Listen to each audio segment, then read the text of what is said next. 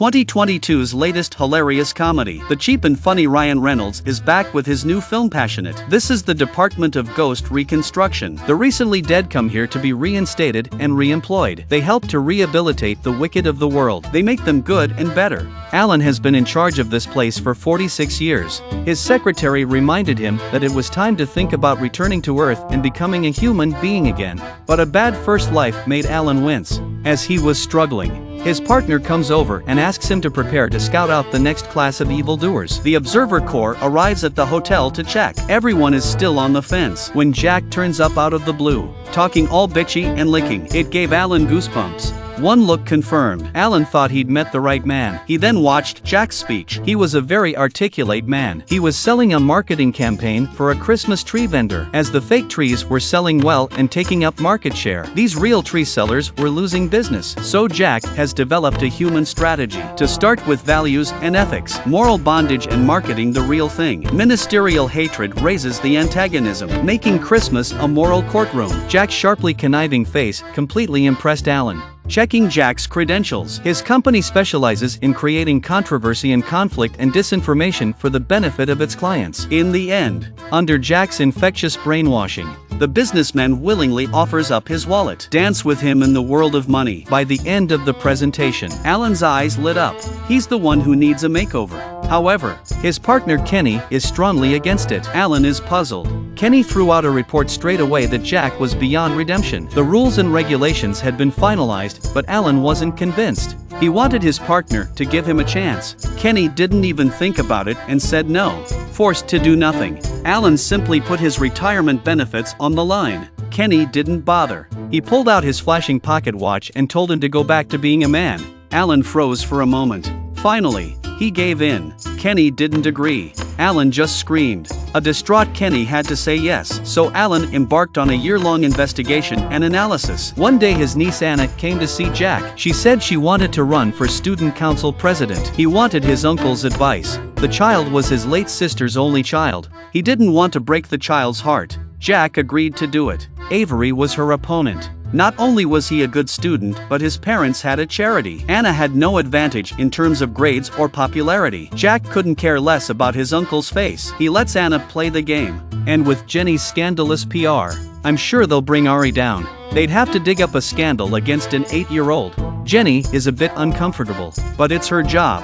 Jenny had no choice but to do it against her will in order to get a promotion and a pay rise. But the guilt she felt made her hesitate. She could either quit or walk out the door and save her own skin. As soon as she got to the door, Jack asked her for progress. Ellen encouraged Jenny to quit, but the words were on her lips. Jenny swallowed it. She said she'd gotten something good out of Avery. For Jenny, it was easier said than done. The video of Avery being forced by his parents to eat Christmas dinner with a homeless man was disgusting. That's the kind of thing that crumbles a person's reputation. It's a great way to capitalize on the hype.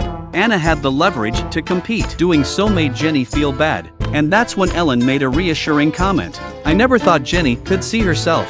Her companions thought it was an illusion. It turned out that apart from them, Jenny could only see Alan. Surprised, Alan rushed to talk to her. He said that he was the ghost of Christmas. Of course, this was only taken as a joke by Jenny. A few pleasantries followed. Jenny even offered a handshake to show her friendship. Her companion couldn't believe what she was seeing. He thought Alan had let Jenny see him on purpose. It's almost Christmas time. In order to give Jack a head start, the spooks went straight for the jugular. Pictures ring like a telephone. The altar in the corner also rings a bell. Things in the room start to shake. When the lights click, the psychic effect was pulled full circle. Jack became frightened, and as soon as he turned his head, Kenny turned into a ghost to scare him and told Jack to correct his mistake, to redeem his soul. It was a good scene, but Jack felt like he was dreaming. Before Kenny could finish his act, Jack cut in and interrupted him. Kenny felt like a clown instead, so Kenny had to run away in disgrace.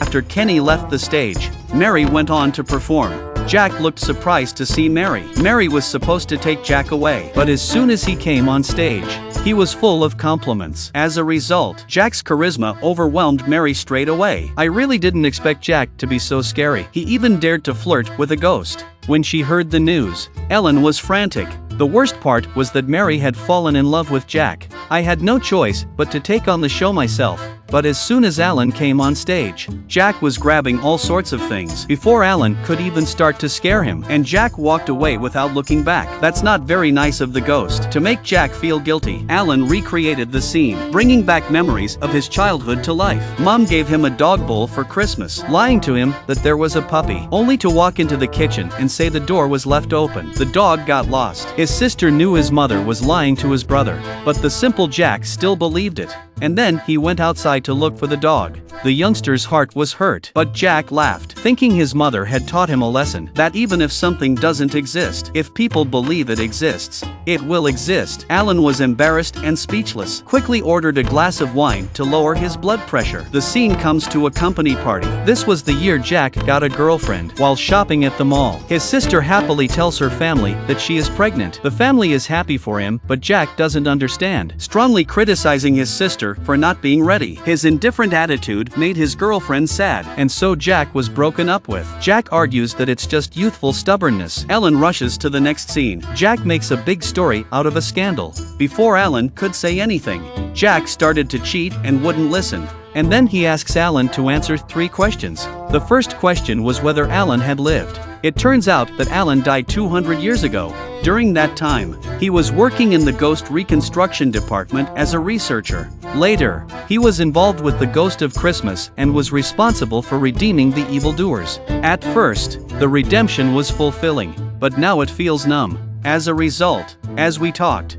Jack asks several questions in quick succession, capturing the frailty of human nature. Jack gets to the heart of the matter, asking Alan to tell his story. Luckily, Alan was quick to react. Otherwise, he would have been trapped by Jack. Back to the subject. Jack's scandal has had a negative impact on the company. The boss wants to fire him. Jack threatened him with the same dirty tricks the company had used, and then he offers a big salary to get Jenny out of the company. Seeing that Jack was still indifferent, Alan pulled out the story about Ari the other day to vent his frustration. Alan also took the opportunity to slap Jack, and then the awkward scene happened. Jack found Alan and Jenny together instead. As soon as he tried to get to the bottom of it, Alan changed the subject. At the hospital, Jack sees his sister, who is very ill, but it's a scene Jack doesn't want to face. Just as he's running away, Alan spins him back around. The clever man soon discovers the mystery. Jack swoops in and makes his way to the ghost transformation department. After a blind crash, Jack stumbles into Alan's task force by mistake. It's full of information about him. At the same time, Jack learns that he's a hopeless case. Alan's rehabilitation is said to be a joke, and Jack is determined to call it quits. But then Alan pushed the door open and left. Jack's curiosity was piqued by what was behind the door. Curiosity got the better of him. Jack sees Alan's past. I had no idea that Alan was such a badass back then, and just as incorrigible a man. But the fact that he's standing here now shows that there are no absolutes. But then again, Alan died before he'd been a good guy for a month. It brought tears to Jack's eyes. Seeing Alan's sad expression, Jack had to stop his rudeness to get Alan to let go of his depression. Jack enlivened the scene and let Alan loose. In a moment of frustration, Alan joined in with Jack's antics. With a lot of a dance in the air, Alan let himself go. This scene almost made Kenny angry. He interrupted Alan. Then he kicked Jack back in and told Alan to follow the script. Jack eventually woke up at home, but he was still in Alan's setup. And then Alan took Jack on a trip around space, and then he ended up back at home again. A lot of people at the party were bad-mouthing Jack. Only his own brother was defending him. Before she could be touched, Jenny interrupted the two men. In the middle of the conversation, Jack realizes that the two of them are having an affair. Unable to stand it, he dragged Alan away. At the moment, his ex-girlfriend has a happy home, but Jack realized that none of this was what he wanted. It was what Alan wanted. Jack blew out a breath. It was Alan and Jenny who were happy. The two end up in a house of wanderlust. After Ari's charade was revealed, the children were scolded. Watching young hearts get hurt, Jack's heart didn't feel too bad. Alan soon thought of his sister.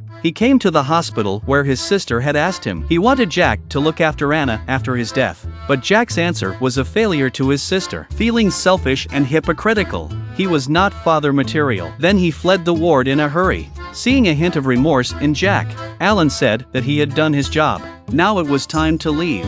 But as soon as he was leaving, Jack confronted Alan and said that he was the one who was really running away. Then the question that Alan had been avoiding came up.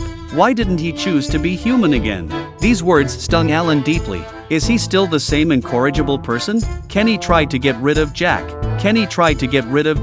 But the old horse was there to stop him. After a mental battle, Alan had to face up to himself. He took the pocket watch and decided to be a new man. The next minute he wakes up in Jack's bed.